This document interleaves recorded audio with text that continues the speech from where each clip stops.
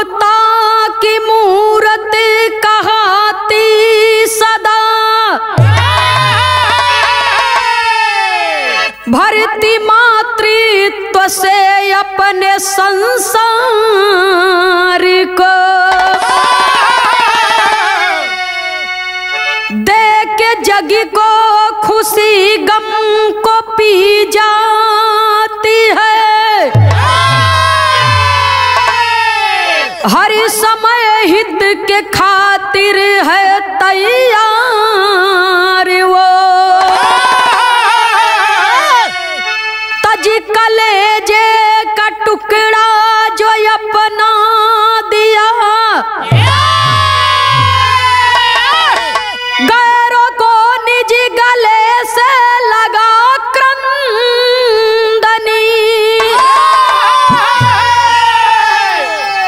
कहे मंगल कभी ऐसी माता को जग में,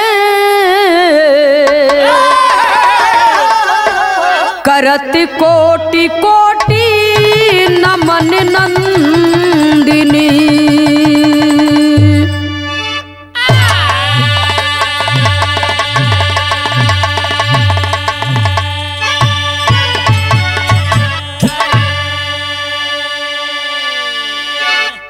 विरह सुने वाले श्रोता सज्जनों, एक सच्ची घटना आपके बीच में प्रस्तुत है।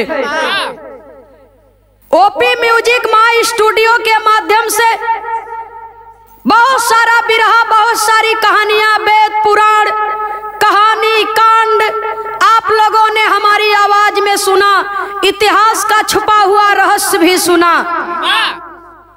लेकिन हिंदुस्तान की सरजमी पर एक ऐसी घटना घटी जिसके विषय पर बिरहा जगत के किसी कलाकार एवं लेखक की दृष्टि उस पर नहीं गई, और मैं हृदय की गहराइयों से बहुत बहुत लाखों लाखों बार आभार व्यक्त करती हूँ कवि श्री मंगल जौनपुरी जी का और श्री खेमराज यादव जी का, जिन्होंने पेपर पत्रिका के माध्यम से उस कहानी को पढ़ा और एक सच्ची घटना बिरहा के माध्यम से आपके बीच में प्रस्तुत करने का प्रयास हम करने चल रहे हैं। लाखों में कोई एक होता है दूसरों के लिए जो रोता है। ये बिरहा हमारे एक कहानी हमारे बिरहा के अंदर आपको मिलेगी।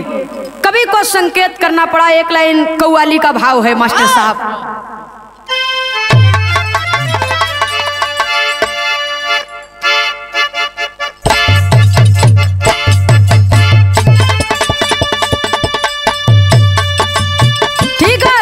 ठीक है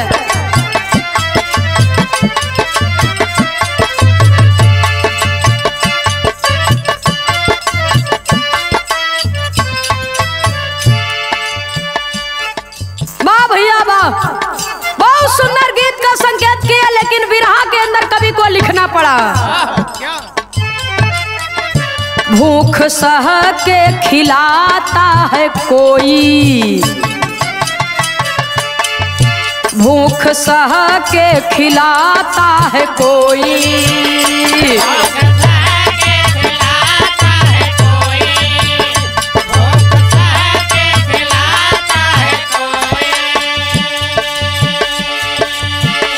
छीन करके भी खाता है कोई,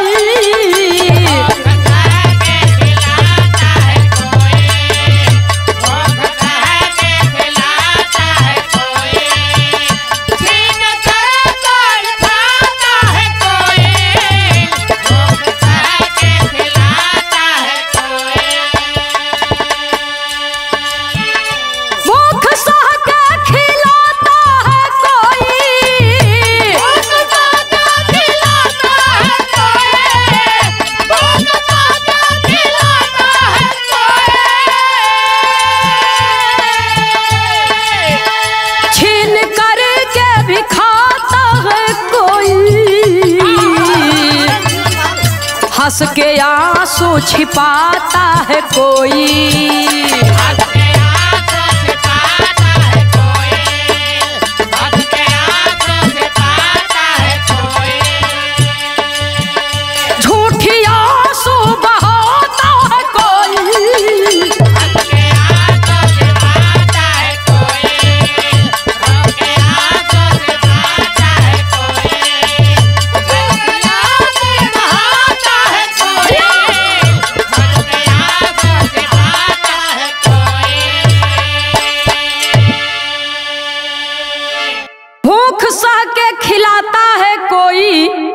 छीन करके भी खाता है कोई, हंस के आंसू छिपाता है कोई, और झूठी आंसू बहाता है कोई।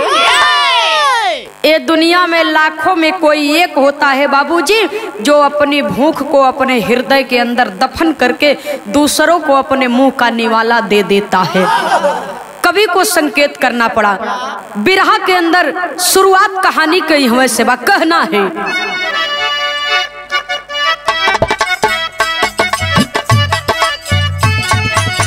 मारने वाले से बड़ा है बचाने वाला, खुले किस मोड़ पे किस्मत का कब कहाँ ताला। प्रांत महाराष्ट्र की दर्दों भरी कहानी है, जिला वर्धा में पिपरी में धे गांव नामी है। वहीं अभिमान साठे जूझते गरीबी में, रहे चरवाहा दिन को काटे बदनसीबी में। नवंबर 14 1948 खास सुनो, सुतायक पैदा हुई सारा घर उदास सुनो।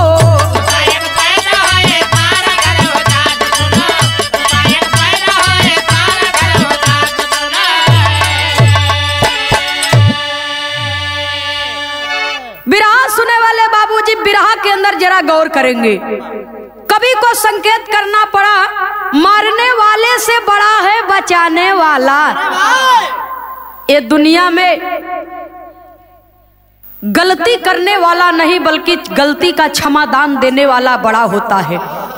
और ये संसार में पाप करने वाला नहीं बल्कि पाप से उद्धार कराने वाला वो परमात्मा बड़ा होता है, वो सद्गुरु बड़ा होता है। इसलिए कवि को संकेत करना पड़ा। महाराष्ट्र के अंदर एक जिला है जो ने जिला का नाम है वर्धा। वर्धा जिला में पिपरी गांव है बाबूजी। पिपरी मेधे गांव की एक कहानी है। परिवार के बड़े सदस्य का नाम है अभिमान साठे। अभिमान साठे की पत्नी के गर्भ से एक बेटी पैदा हुई जिसका नाम बाबूजी माता पिता चिंदी रखे। चिंदी का मतलब कि फटा पुराना कपड़ा, जिसका कोई काम परिवार में न हो, जिसको कोई इस्तेमाल न करता हो, जिसकी कोई कदर घर में न हो बाबूजी। तो उस जमाने में जब बेटियां पैदा होती थी, ये 14 नवंबर 1948 की कहानी है। बेटियां जब पैदा होती थी तो बेटियों को बहुत दूसरे नजर से देखा जाता था। उस गांव का ये नियम था। उस गांव में जिसके घर में बेटियां पैदा हो जाती थी तो लोग उसको बड़ी घृणित नजरों से देखते थे कि इसके घर में बेटी पैदा हुई है, अब इसका सम्मान समाज में नहीं रहेगा। और बेटा पैदा हो जाने पर लोग खुशियां मनाया करते थे। अभिमान साठे चरवाहा के यहाँ जब बेटी पैदा हुई तो उसका नाम चिंदी तो रख दिए। फटा पुराना कपड़ा कूड़ा कचरा के तरह, टूटे फूटे बर्तन के तरह किसी कोने में बिटिया पड़ी रहे, उसका कोई, उसके दुख और सुख से किसी को कोई लेना देना नहीं है बाबूजी। कवि को संकेत करना पड़ा, कहना है। बिरहा के अंदर एक लाइन तर्ज है मास्टर साहब।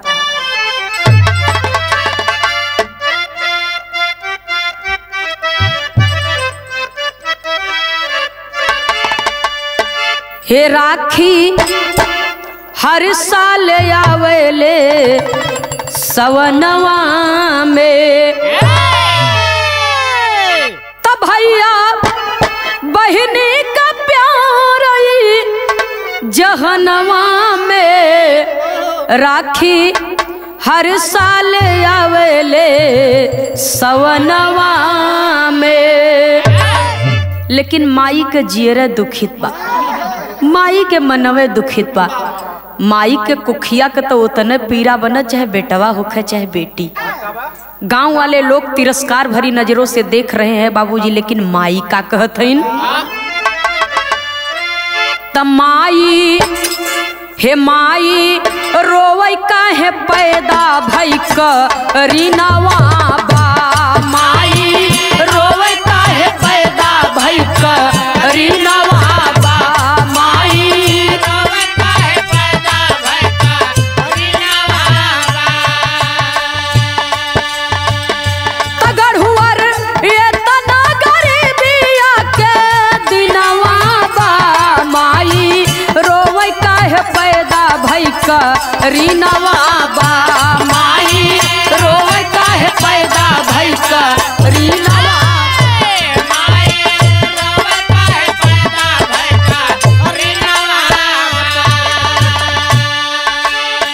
चिंदी नाम घरावा में रखे बाबू माई।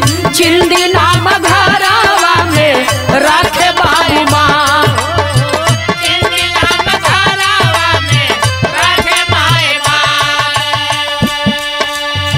चिंदी नाम घरावा में रखे बाबू माई।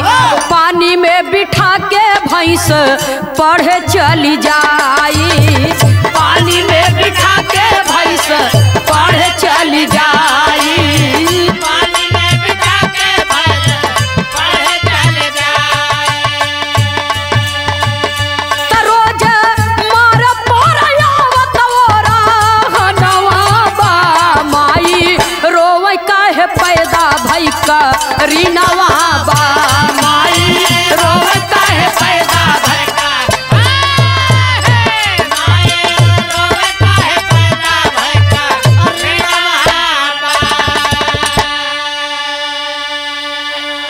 सुने वाले बाबूजी ओ चिंदी नाम के बिटिया के लोग पढ़ावे लिखावे नहीं चाहत हैं कि ई बिटिया बा ई पढ़ लिख के का करी। एक दिन तो दूसरे घरे जाही के बा तो बेटवा होए तो ओके पढ़ावा लिखावा कम से कम दुनिया में कुछ बनी। अब महतारी बाप के जीवन संवार दे लेकिन ये तो पराया धन बा। एके पढ़ाए लिखाए के लोग का करबा। लोगों की ये सोच है बाबूजी। तो बिटिया धीरे धीरे जब कुछ बड़ी हुई तो पिताजी तो चरवाहा थे ही, तो बिटिया को भी लेकर के गैया भैंसिया छोड़ दिए कि तुम जा करके इसको चराओ और यही तुम्हारा काम है। घर का चूल्हा चौका करो, रोटी पानी करो, बड़ी हो जाओगी तो तुम्हारी शादी कर दी जाएगी।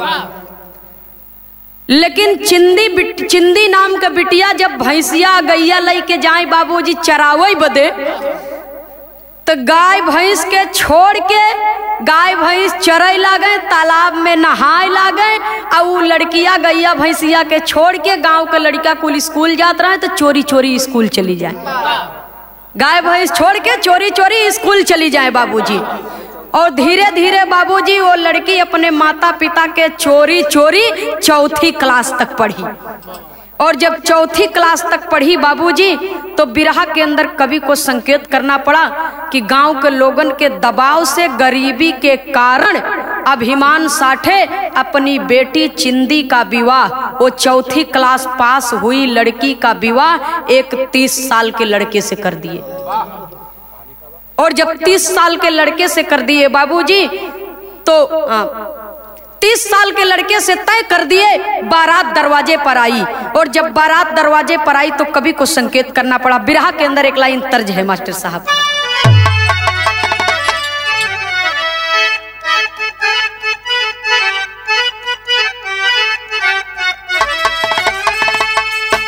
शादी विवाह में अक्सर तर हमार माता बहन लोग गावत ही है। हमारे हिंदुस्तान के सौधी मिट्टी की पारंपरिक गीत है।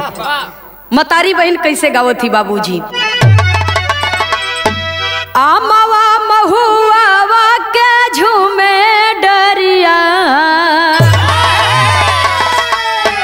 आमावा महुआ के झूमे डरिया, तनी तक न बलमुआ हमार ओरिया, तनी तक न बलमुआ हमार ओरिया, तनी तक न बलमुआ हमार ओरिया।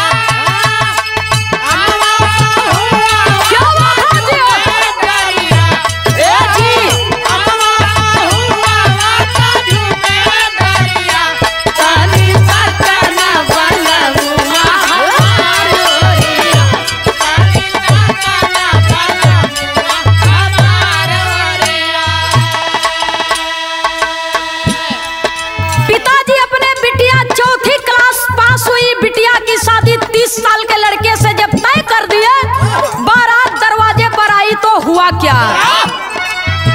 मानवा मलिन गुलजार अंगना,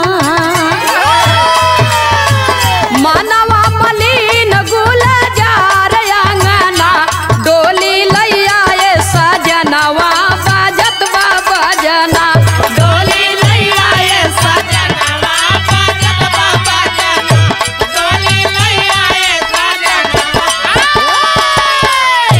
डोली लैया ये सजनवा बाजत बा बजना। श्री हर्षप काल संग फिरी गई भावरिया,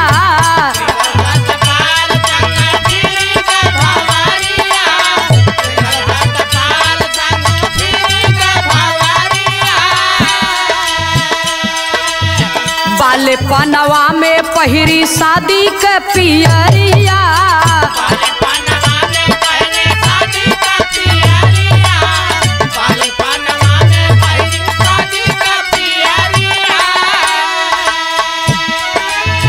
टोलवा पड़ोसी सबके बरसे नयना, टोलवा पड़ोसी सबके बरसे नयना, डोली लैया ये सजनवा बाजत बा बजना, डोली लैया ये सजनवा, डोली लैया ये सजनवा बाजत बा बजना। मनवा मलिन गुलजार अंगना, ओ लड़की के मन में तो दुख है कि बाहर स्वार्थी संसार के लोग। चौथी क्लास पास हुई लड़की का बाल्य अवस्था बा, बचपना बा, बालेपन में बाबूजी हाथ में मेहंदी लग गई, पाँव में महावर लग गया और 7 फेरों के बंधन में उसे बांध दिया गया। और जब बांध दिया गया बाबूजी, तो उसे क्या मालूम घर संसार के विषय में, विवाहित जीवन के विषय में। अभी तो वो पढ़ना चाहती थी और कुछ बनना चाहती थी, लेकिन उसके पति का नाम बताया गया बाबूजी श्री हरि सपकाल के साथ में, श्री हरि सपकाल के साथ में उस लड़की का विवाह कर दिया गया। और जब विवाह कर दिया गया बाबूजी, तो जब ससुराल आई तो चिंदी से उनका नाम सिंधु ताई रखा गया। श्री हरि सपकाल के साथ में शादी होने के नाते उनका नाम सिंधु ताई रखा गया। तो सिंधु ताई धीरे धीरे अपना समय अपने ससुराल में बिताने लगी। जब अपना समय अपने ससुराल में बिताने लगी, समय हुई, उम्र हुई, तो परमात्मा की देन बाबूजी 2 बच्चों की माँ बनी। और जब 2 बच्चों की माँ बनी तो तीसरी बार गर्भ जब सिंधु ताई को हुआ तो उनके जीवन में एक बहुत बड़ी घटना घटी। कवि को संकेत करना पड़ा। बिरहा के अंदर एक लाइन तर्ज का भाव है मास्टर साहब।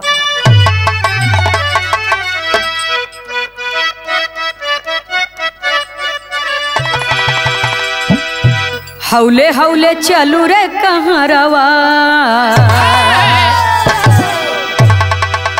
हौले हौले चलू रे कहाँ रवा, अरे सोरू जावा डूबे रे नदिया, हौले हौले चलू रे कहाँ रवा, सोरू जावा डूबे रे नदिया, हौले हौले चलू रे कहाँ रवा, सोरू जावा डूबे रे नदिया। नैहर में तो मजबूरी थी, लेकिन जहां पर उनका विवाह हुआ है उस ससुराल में, वहां के गांव के लोगों की क्या मजबूरी है। मुखिया से कई के झगड़ावा, मुखिया से कई के झगड़ावा, जहरावा भैली हो दूल्ही, मुखिया से कई के झगड़ावा, जहरावा भैली हो दूल्ही, मुखिया से कई के झगड़ावा, जहरावा भैली हो दूल्ही। अपने गांव के मुखिया मुखिया से एक दिन बहस कर लेती है। बहस किस लिए करती है? गांव के मर्द सब गोरुआ चरावई,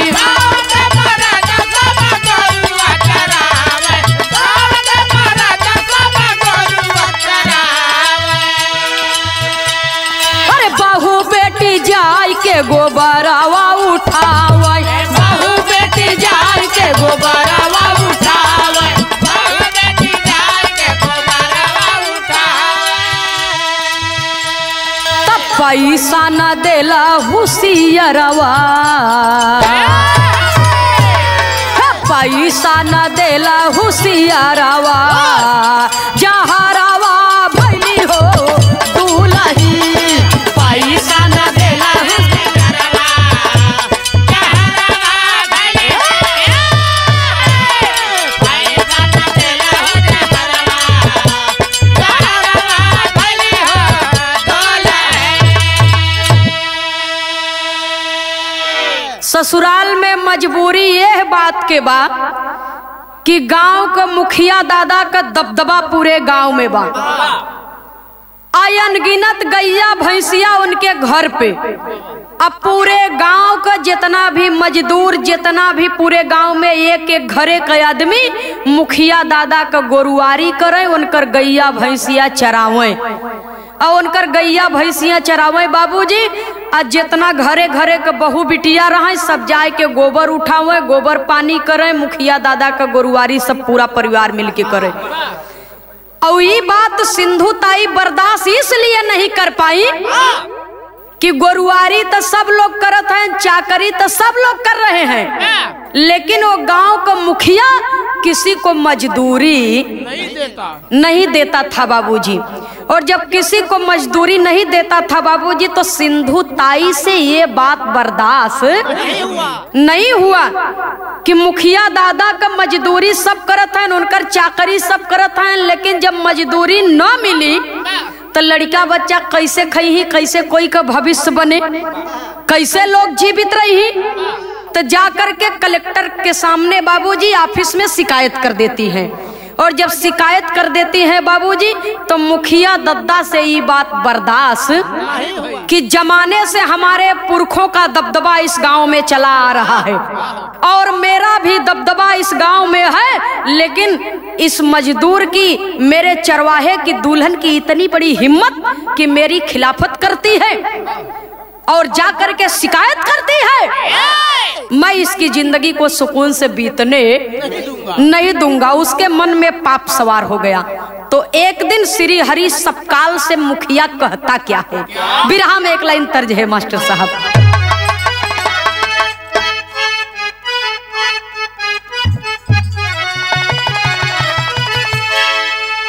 तरज का लाइन है बा, कोनो भौजाई अपना ननद से पूछे, कहिया ले आई है तोहार बिराना, कहिया ले आई है तोहार बिराना, भौजैया पूछली ननदिया से, भौजैया पूछली ननदिया से, भौजैया पूछली ननदिया, कहिया ले आई है तोहार बिराना, कहिया ले आई है तोहार बिराना, भौजैया पूछली ननदिया से, भौजैया पूछली ननदिया से। लेकिन देखा ये मुखिया के मन में पाप आ गया। वो जाकर के बाबूजी सिंधु ताई के पति से कहता क्या है, बोला श्री हरि से मुखिया तिखार दुलही,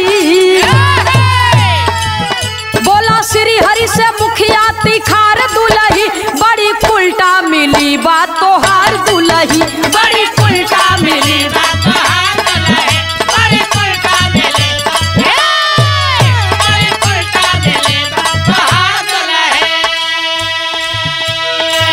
ठीक देला हायन तोहरे तन से,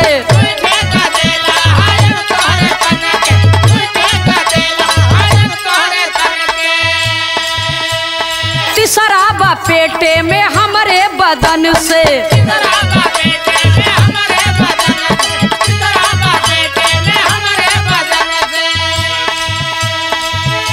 के दहिया भइल बा अंगार दुलही, सुन के दहिया भइल बा अंगार दुलही, बड़ी उल्टा मिली बा तोहार दुलही, बड़ी उल्टा मिली बा तोहार दुलही, बड़ी उल्टा मिली बा बड़ी उल्टा मिली बा तोहार दुलही। सुने वाले बाबूजी, मुखिया के मन में पाप बस गया कि ये रहेगी तो मेरे खिलाफ पूरे गांव को खड़ा कर देगी, मेरे खिलाफ पूरे गांव को खड़ा कर देगी तो हमारी रियासत जो है उसमें दाग लग जाएगा। जब ये इतना बात बाबूजी अपने मन में सोच लिए तो एक दिन शाम की टाइम में श्री हरि को बुला करके, सिंधु ताई के पति को बुला करके कहते हैं कि सुनो, तुम मेरे पुराने वफादार हो, तुम्हारे दादा परदादा भी हमारे यहाँ नौकरी करते थे, हमारे पुरखों के यहाँ, तुम मेरे पुराने वफादार हो, इसलिए मैं तुमसे जो कहता हूँ उसे सुनो, और मैं हकीकत कहूंगा, मैं तुम्हारा दुश्मन नहीं हूँ। ये जो तुम्हारी पत्नी है इसका चरित्र और चलन ठीक नहीं है। जब ये इतना बतिया सुनत है, मजदूर आदमी बेचारा हाथ जोड़ के खड़ा है, मालिक क्या मुझसे कोई गलती हो गई, मेरी पत्नी से कोई गलती हो गई, या मेरे परिवार के और किसी सदस्यों से आपका हृदय दुखा है, आप कहना क्या चाहते हैं? सुनो श्री हरि, तुम्हारी पत्नी जो है, 2 बच्चे तो तुम्हारे हैं, लेकिन पैसे के लालच में इंसान कुछ भी कर देता है। तुम्हारे पत्नी का श्रृंगार, तुम्हारे पत्नी का खर्चा तुम्हारी कमाई से पूरा नहीं होता। वो मुझसे आकर के कहने लगी और मैं मजबूर हो गया, इसलिए तुम्हारी पत्नी से मैं प्रेम कर बैठा, और जो तीसरा बच्चा है तुम्हारी पत्नी के गर्भ में, वो तुम्हारा नहीं मेरा, वो तुम्हारा नहीं है, वो मेरा है। न विश्वास हो तो जाकर के पूछ लो, क्या ऐसी उल्टा औरत को अपने घर में रखना पसंद करोगे कि सदा सदा के लिए मुझे सौंप दोगे? जब इतना बात बाबूजी सुनते हैं, कोई खुदगर्ज इंसान ही ऐसी बातों को बर्दाश्त करेगा, और कोई गैरतमंद इंसान ऐसी बातों को बर्दाश्त नहीं करेगा। जब इतना बतिया सुने, सिंधु ताई के पति तो घर पे आए, अपनी पत्नी को बाबूजी रात में मारने लगे और मार मार करके कहने लगे। बिरहा में एक लाइन तर्ज है बाबूजी,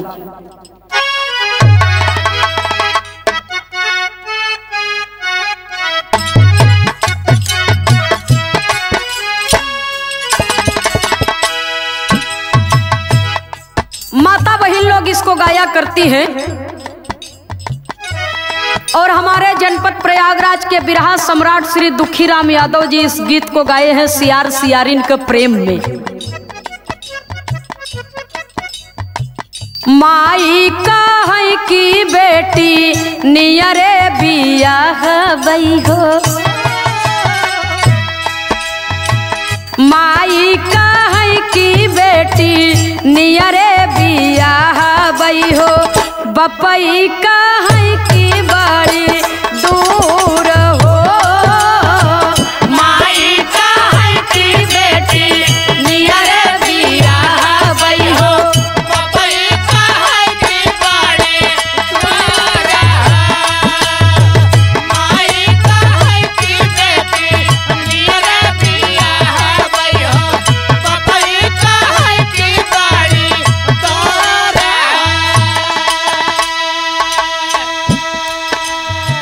बिरहा सुने वाले श्रोता सज्जनों, दूसरे के कहने पर श्री हरि अपने पत्नी के पास पहुंचा और मार मार करके एक काम करता है।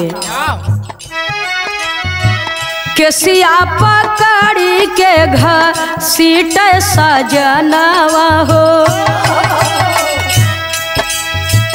केसिया पकड़ी के घर सीट सजनवा हो, रोवे दुल्हिया धई के पाव हो, केसिया पकड़ी के घर सीट सजनवा हो, रोवे दुल्हिया धई के पाव हो, केसिया पकड़ी के घर सीट सजनवा हो, रोवे दुल्हिया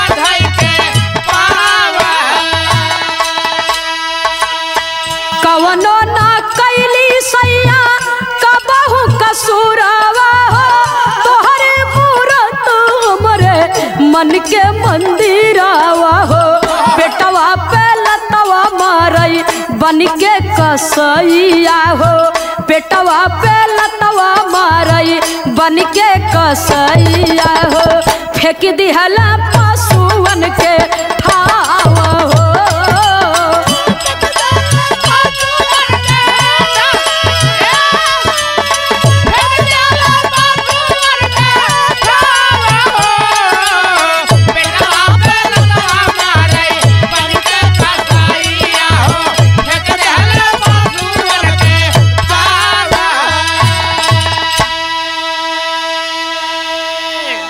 सुनने वाले बाबूजी दूसरे के कहने पर अपनी जीवन संगिनी से विश्वास खो दिया, और जब विश्वास खो दिया बाबूजी तो आकर के आधी रात में उसे मार रहा है, धमका रहा है, और रो रो करके हाथ जोड़ करके विनती करती है, लेकिन बाल पकड़ करके घसीटता है और घर से बाहर जब कर देता है बाबूजी तो दरवाजे पर स्वयं खड़ा है, दरवाजे के बाहर पत्नी, और दौड़ करके वो पत्नी अपने पति का पांव पकड़ती है और रो करके कहती है, विनती करती है। विनती करती कैसे है, कवि को बिरहा में संकेत करना पड़ा मास्टर साहब।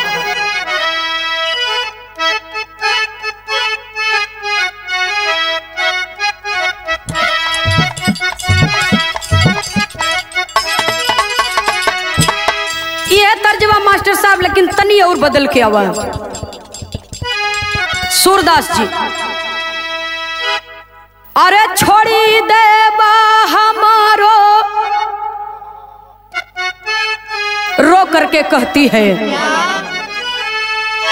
अरे छोड़ी देबा हमारो परनवा न हो, सुना सजना हमार, छोड़ी देबा हमारो परनवा न हो, सुना सजना हमार, छोड़ी देबा हमारो परनवा न हो, सुना सजना हमार।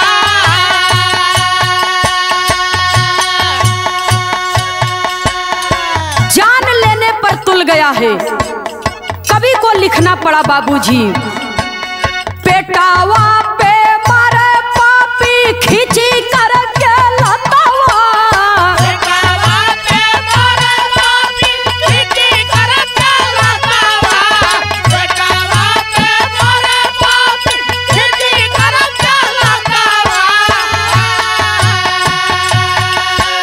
सत फेरा अग्नि के भूला रिश्ता नतावा, सत फेरा अग्नि के भूला रिश्ता नतावा, सत फेरा अग्नि के भूला रिश्ता नतावा,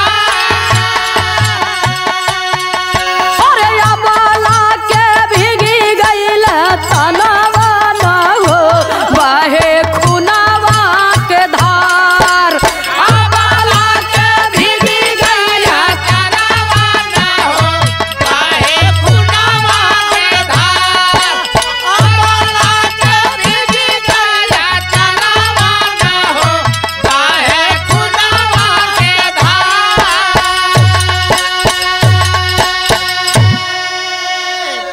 पेट पर बाबूजी लात से खींच करके एक बार प्रहार किया, दो बार प्रहार किया, जब तीसरी बार प्रहार किया बाबूजी तो कवि को संकेत करना पड़ा, सिंधु ताई के पेट में बच्चा है और प्रसव पीड़ा से तो थी ही, लेकिन पति के इस अत्याचार और निर्ममता पर बाबूजी भगवान का भी हृदय कांपने लगा कि ऐ दुनिया बनाने वाले मालिक, तूने इस संसार में इंसान तो बनाया लेकिन इंसानियत को बनाना भूल गया। इंसान तो पैदा किया लेकिन इंसानियत को बनाना भूल गया। मालिक, मेरी क्या गलती है, मेरा क्या कसूर है? क्या अपने अधिकार के लिए लड़ाई लड़ना ये मेरी सबसे बड़ी भूल है? मैंने ऐसा क्यों किया?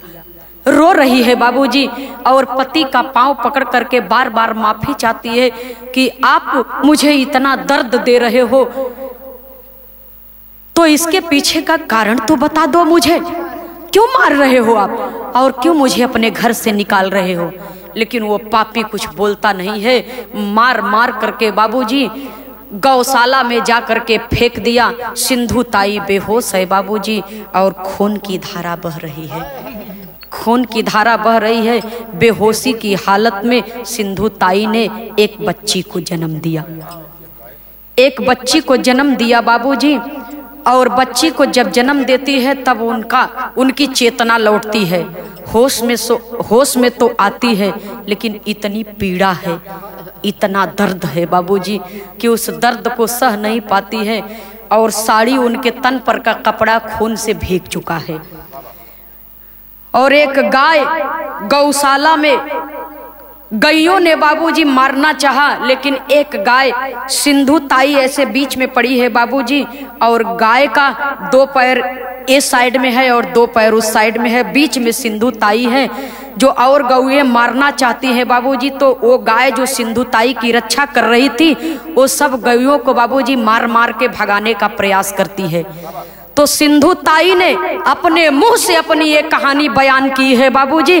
अगर मेरी कहानी पर जिसे जरा भी शक हो तो वो नेट पर सर्च कर सकता है कि अनाथ बच्चों की माई सिंधु ताई की जीवनी।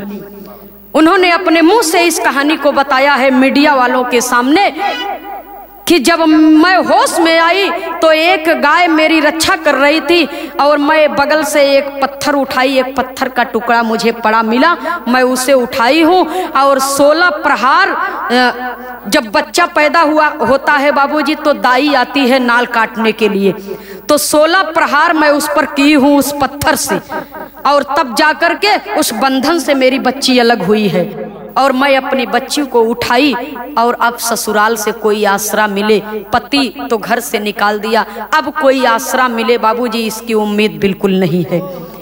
इसलिए सिंधु ताई अपने मायके की ओर जाती हैं, और जब मायके की ओर जाती हैं बाबूजी तो अपनी माँ को आवाज देती हैं। जब माँ को आवाज देती हैं तो हुआ क्या, बिरहा के अंदर एक लाइन तर्ज का भाव है मास्टर साहब।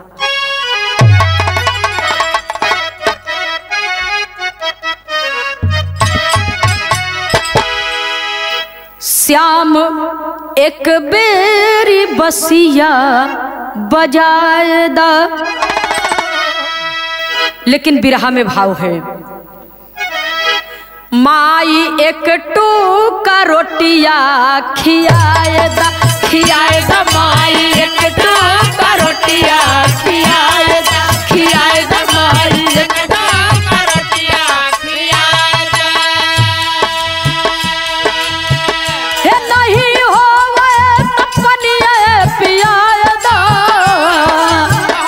नहीं होवे तपनिया पियाएदा, पियाएदा माई एक टूका रोटिया खियाएदा, खियाएदा माई एक टूका रोटिया खियाएदा, खियाएदा माई एक टूका रोटिया खियाएदा।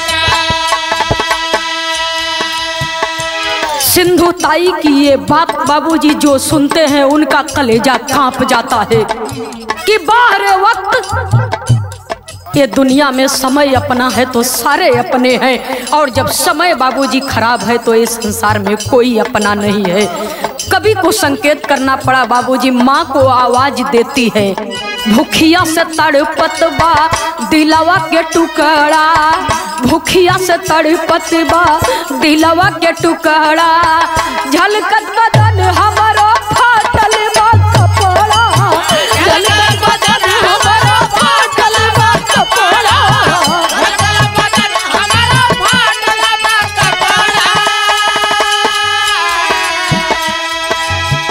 हे जालिम दुनिया से हमके बचाएला, बचाएला माई एक टूका रोटिया खियाएदा, खियाएदा माई एक टूका रोटिया खियाएदा, खियाएदा माई एक टूका रोटिया खियाएदा। अपनी नन्ही सी बच्ची को खून से सना आंचल में छिपाए बाबूजी, और अपने तन को कैसो कैसो ढकी है, पूरे कपड़े पर खून का छींटा पड़ा हुआ है बाबूजी। माँ से रो रो करके कहती है कि माँ तेरी बेटी तेरे दरवाजे पर आई है शरण लेने के लिए। भूख से मेरा कलेजा तड़प रहा है माँ, मुझे एक टुकड़ा रोटी दे दो, एक गिलास पानी दे दो, मुझे कुछ खिला दो माँ, अन्यथा मैं मर जाऊंगी। और मुझे कोई वस्त्र दे दो, मैं कम से कम अपने कपड़े तो बदल लूं। मैं इस हालात में कहाँ बैठूं? मुझे शर्म आती है माँ, मुझे बहुत दर्द हो रहा है, मुझे कुछ खिलाओ, मुझे शरण दो माँ। लेकिन जब माँ दरवाजा खोलती है बाबूजी, तो बेटी की ऐसी हालत देख करके माँ दरवाजा बंद कर देती है। और जब दरवाजा बंद कर देती है बाबूजी, तब बेटी सोच रही है कि क्या ये वही माँ है जिसने मुझे 9 माह अपने पेट में रखा, मुझे पैदा किया, पाला पोसा, जमाने के लोगों से मेरे लिए लड़ाई ली। क्या ये मेरी वही माँ है? आज अपने बेटी की दुर्दशा पर इस माँ को दर्द नहीं हो रहा है। जब मायके में शरण नहीं मिलती है बाबूजी, तो अपनी बेटी को लेकर के वहां से चल देती है, अपनी बेटी को लेकर के चल देती है कि अब मैं इस दुनिया में जिंदा नहीं रहूंगी। इस संसार में जिसकी माँ जिससे मुख मोड़ लेती है, ये दुनिया में उस बेटी का जीना जहर के समान होता है। न तो मेरी आबरू सलामत रहेगी दुनिया में, और न मुझे एक टुकड़ा रोटी कहीं मिलेगा, न एक बीता वस्त्र मिलेगा। मैं इस दुनिया में कैसे जीऊंगी, किसके सहारे रहूंगी? रेल की पटरी पर बैठ जाती है बाबूजी की ट्रेन आएगी, मैं और मेरी बेटी सहित ये दुनिया से सदा सदा के लिए विदा हो जाऊंगी। जब रेल की पटरी पर बैठ जाती है बाबूजी, बेटी को गोद में ली है, और थोड़ा सा बेटी अपने आंखों का पलक खुलती है बाबूजी, तब माई की अखियां बेटी के आंख से बाबूजी जब मिलती है, तो मानो बेटी अपनी माँ से कुछ कह रही हो। माँ के हृदय पर ऐसा प्रतीत होता है कि मानो बेटी अपने माँ से कुछ कह रही हो। उस समय का भाव कभी बिरहा में लिखते हैं, कवि को संकेत करना पड़ा।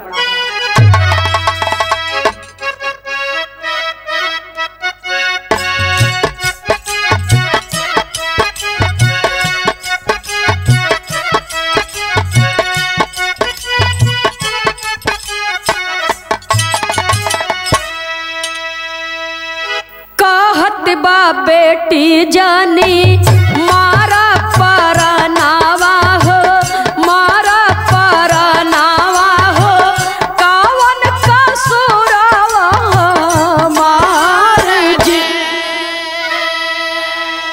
अपने आचारावा में हमके छिपाला माई, हमके छिपाला माई, लागत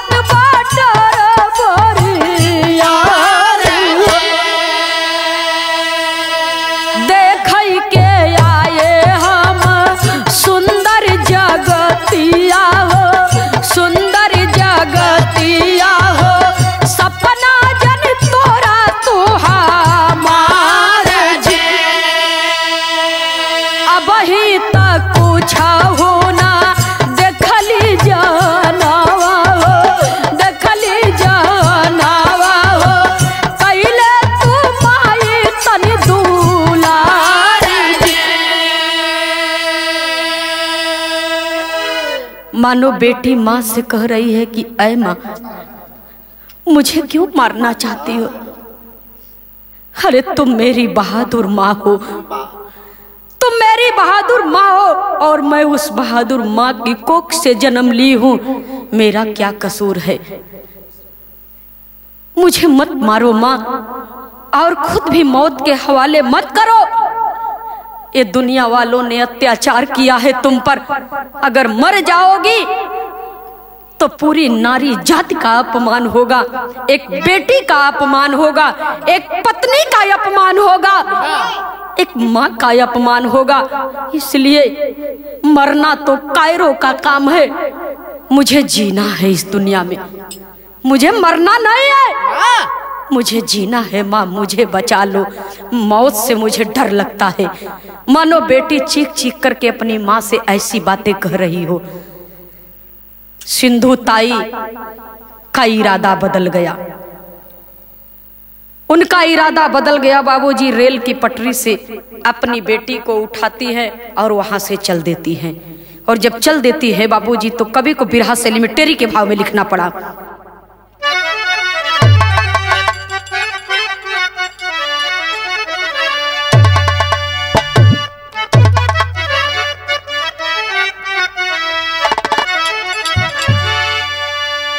अरे मोरे राम, अरे करुणा से पाहन पानी हो गया,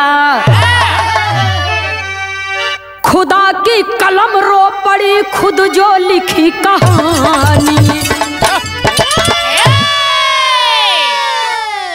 खुदा की कलम रो पड़ी खुद जो लिखी कहानी, करुणा से पाहन पानी हो गया। दुनिया बनाने वाले मालिक का भी कलेजा थरथरा गया और ना जाने एकाएक उस दुखियारी माँ के पास कहां से हिम्मत पैदा हो गई। अपनी बेटी को उठाई है बाबूजी और लेकर के चलती है और ट्रेनों में, बसों में, चौराहे पर, गली में, मोहल्लों में अपने बेटी के लिए वो भीख मांगती है और एक गीत गाती है।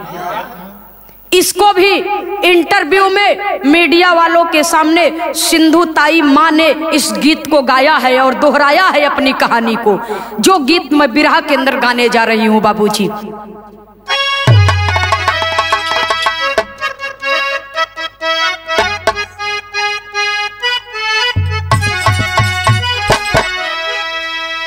भीख मांग करके यही गीत गाती है और कहती है,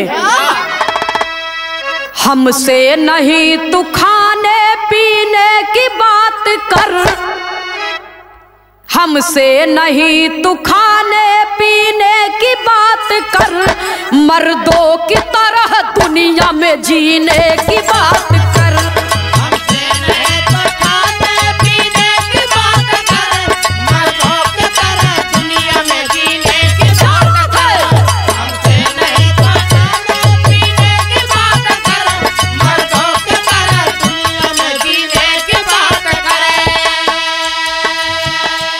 किस्मत क्या कहती है,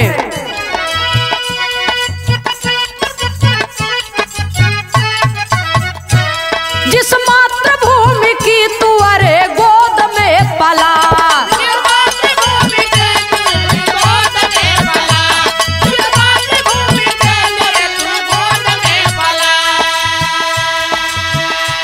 जिसकी पवित्र धूल में घुटनों के बल चला,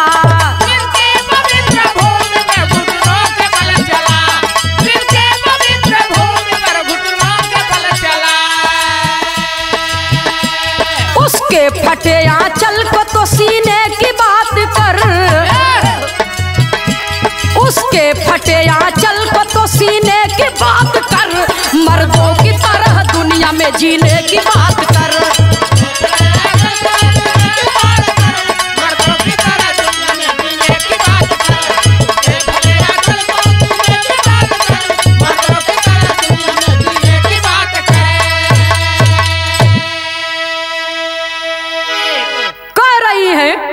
हमसे नहीं तू खाने पीने की बात कर, मर्दों की तरह दुनिया में जीने की बात कर, जिस मातृभूमि की तू अरे गोद में पला, जिसकी पवित्र धूल में घुटनों के बल चला, उसके फटे आंचल को तू सीने की बात कर, मर्दों की तरह दुनिया में जीने की बात। खाने पीने के लिए तो दुनिया मरती है। लोगों ने कहा है पेट न होता तो किसी से भेंट न होता। दिन भर भीख मांगती बाबूजी, रात जब होती धीरे धीरे ऐसे ही कई दिन समय बीत गया। दिन भर भीख मांगती और जब रात का वक्त होता बाबूजी तो जो दुर्दशा उसने अपने ससुराल में झेला था, जो दुर्दशा सिंधु ताई अपने ससुराल में झेली थी और जो आसरा उसके उनके मायके में नहीं मिला, ये दुनिया में बाबूजी अपनी आबरू को लेकर के रात किसके यहाँ बिताती। उनकी आबरू सुरक्षित नजर नहीं आ रही थी, इसलिए दिन भर वो भीख मांगती और रात जब होती तो शमशान घाट में जा करके चिता की अग्नि पर रोटी सेकती और उसे सेक करके खाती बाबूजी। अपने जीवन को इसी तरह से बिताती और अपनी बेटी को पाल रही है, पोस रही है।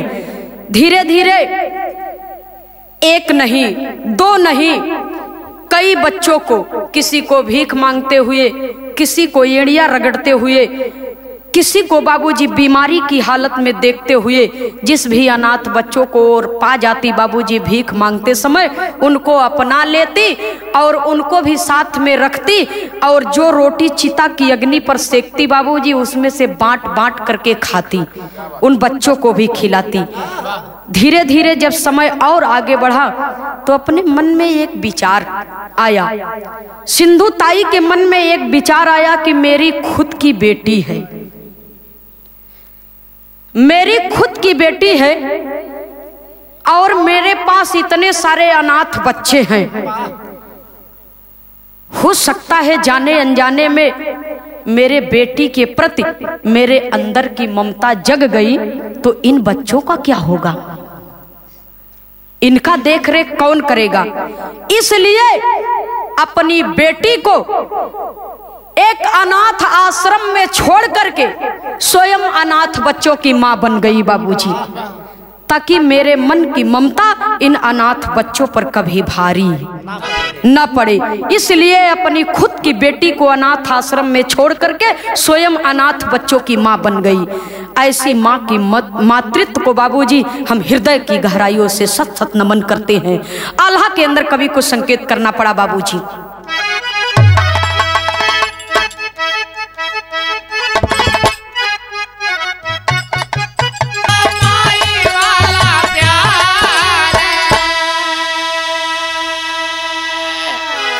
लाइन बदली मास्टर साहब, जितना लावारिस लड़का सब मिले रास्ता में, सिंधु ताई सब ही के अपने हृदय से लगाई के मानो ऐसा प्यार देती, ऐसा दुलार देती कि जैसे उन्होंने अपने कोख से जन्म दिया है।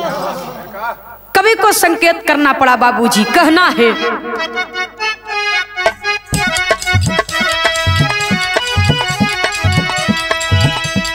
बेटी बेटा बहू नाती पोता है ये ताना,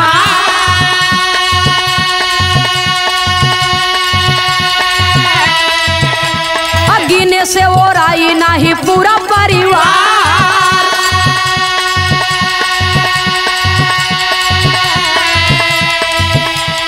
देशवा विदेशवा में होत बा बोलऊ,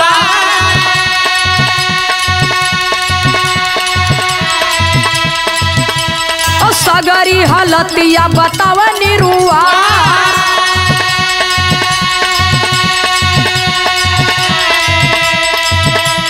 800 से ज्यादा पुरस्कार माई पवली,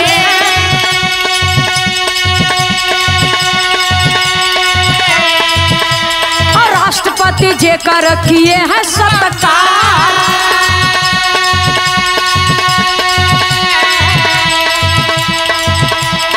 अमिताभ बच्चन भी छुए जाके पाऊँ,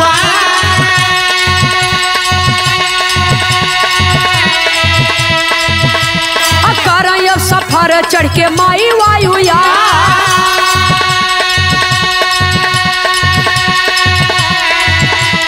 जगह जगह बनल बाया नाथ आश्रम,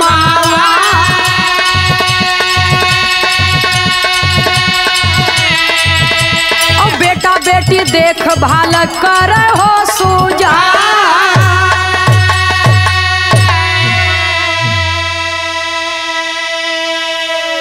सुने वाले बाबूजी, विरह के अंदर कवि को संकेत करना पड़ा कि बेटा बेटी बहू नाती पोता है नहीं, इतना गिने से गिनाई नहीं पूरा परिवार।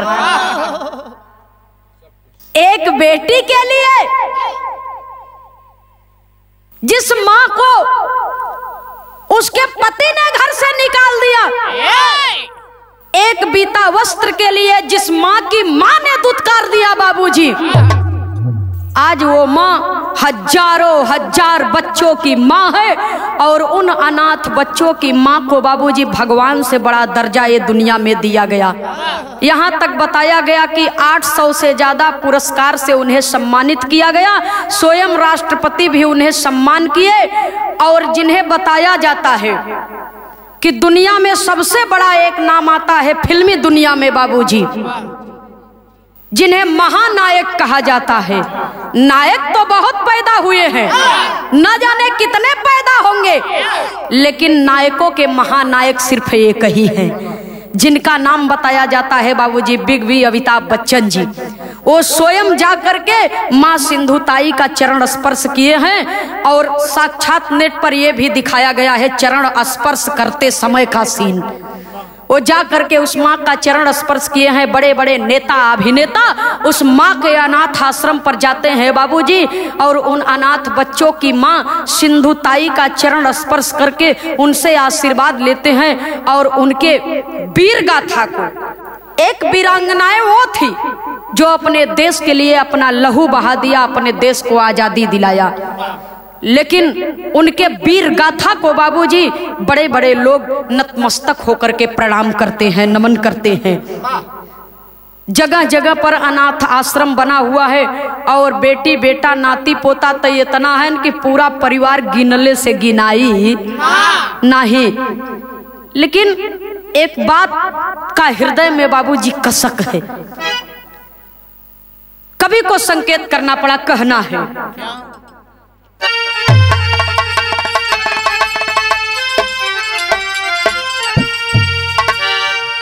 अरे दई के पुरस्कार नाही बेटई भारी। ये बात क्यों कहा गया?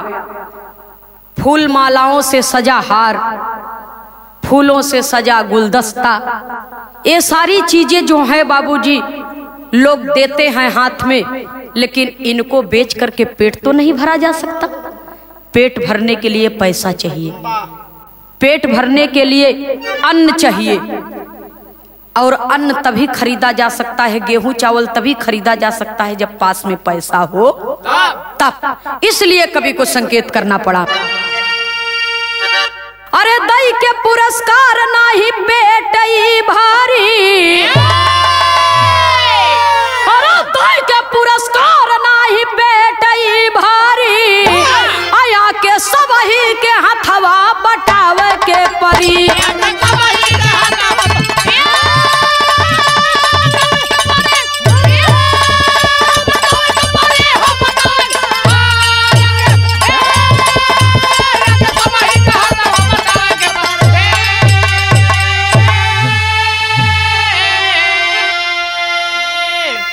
अरे 74 बरिसवक होई गईली माई,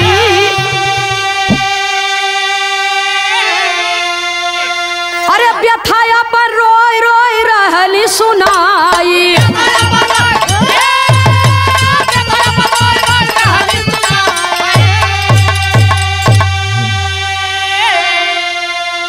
अरे कदम ही समाज के बढ़ावे के परी, तक कदम ही समाज के बढ़ावे के परी, आया के सबही के हथवा बटावे के परी।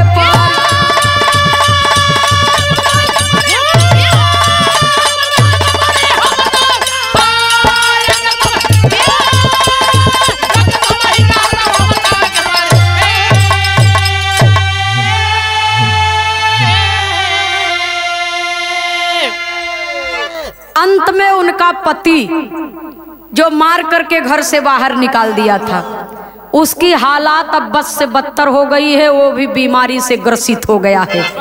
अब उसके पास एक नया पैसा नहीं है बाबूजी दवा दुआ करने के लिए। जब सिंधुताई के जीवन की कहानी वो सुनते हैं तो श्री हरि सपकाल भी उस अनाथ आश्रम में सिंधुताई के सामने पहुंचे।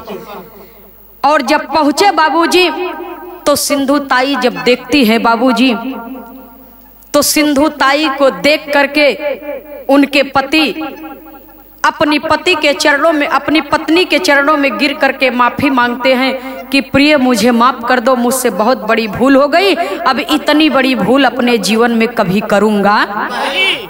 सिंधु ताई ने कहा कि देखो अपनी हालात को, ये दुनिया में परमात्मा के घर में देर है पर अंधेर। जब उसकी लाठी पड़ती है तो आवाज नहीं होती है, लेकिन चोट बहुत गंभीर होता है। इसलिए अपनी ओर देखो। लोग कहते हैं कि ये जन्म में पाप करत है, अगले जन्म में एके भोगब। अगले जन्म में कोई भोगता नहीं है। अगला जन्म किसने देखा है? इसी जन्म का पाप इसी जन्म में मिल जाता है, उसका कर्म फल इसी जन्म में मिलता है। जरा अपनी ओर देखो। कल मेरा आंचल फटा था, आज तुम्हारे तन पर वस्त्र नहीं है। कल मैं रोटी के लिए जगह जगह भीख मांग रही थी, यहां तक कि मुझे पैदा करने वाली मेरी मां ने भी मुझे रोटी नहीं खिलाया। आज तुम कई दिन से भूखे हो। कल तुम मुझे लात मार करके, मेरे पेट पर लात मार करके और मुझे अपमानित करके अपने घर से भगा दिए थे, और आज तुम्हारा तिरस्कार पूरा गांव कर रहा है। तुम रोग से ग्रसित हो, पूरा गांव तुम्हें ठिकाना देने के लिए सोच नहीं रहा है, बल्कि तुम्हें घर से भगा दिया, गांव से भगा दिया। इसलिए मेरे पास आए हो। तो मैं आपकी पत्नी इस समय तो नहीं हूं, मैं इन अनाथ बच्चों की मां हूं। तो आपको पति का दर्जा तो यहां नहीं मिलेगा। हाँ, आपको शरण जरूर मिलेगी, पति का दर्जा आपको नहीं मिलेगा। मेरे इतने सारे बच्चे हैं, उन्हीं में से आप भी एक हो। मेरा बड़ा बेटा बन करके अगर रहना चाहते हो तो आप रहिए, आपका दवा दुआ सब कुछ होगा, आपको वस्त्र मिलेगा, भरपेट भोजन मिलेगा, लेकिन आपको पति का दर्जा मैं अब अपने जीवन में कभी नहीं दे सकती।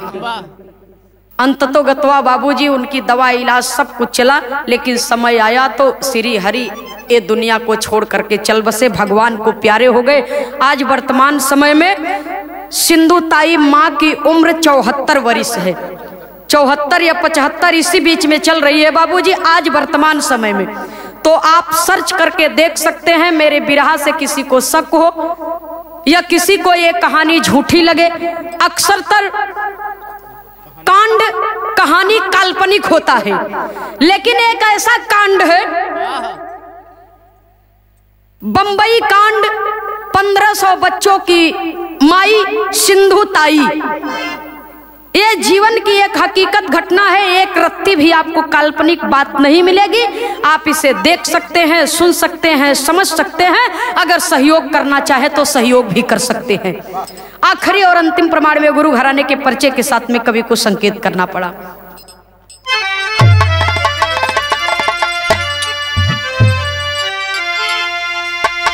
ऐसी ममता मई के चरणों में हम अपनी पूरी पार्टी की ओर से, पूरे बिरहा परिवार की ओर से, पूरे हिंदुस्तान की ओर से सदा लाखों लाखों बार नमन करते हैं, प्रणाम करते हैं कि जिन बच्चों की माँ इतनी ममता मई हो, इतनी धीरवान हो, इतनी बहादुर हो, उन बच्चों को कभी अपने माता पिता की कमी महसूस नहीं हो सकती। बाबूजी गुरु घराने के परिचय के साथ में कभी कुछ संकेत करना पड़ा।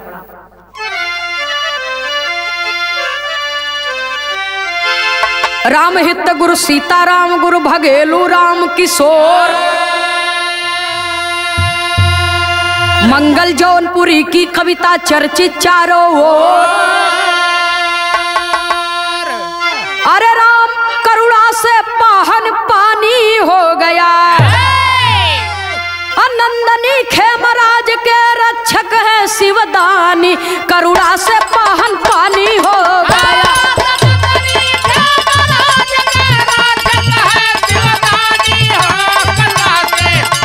लगी रहे ए दोस्ती हम नहीं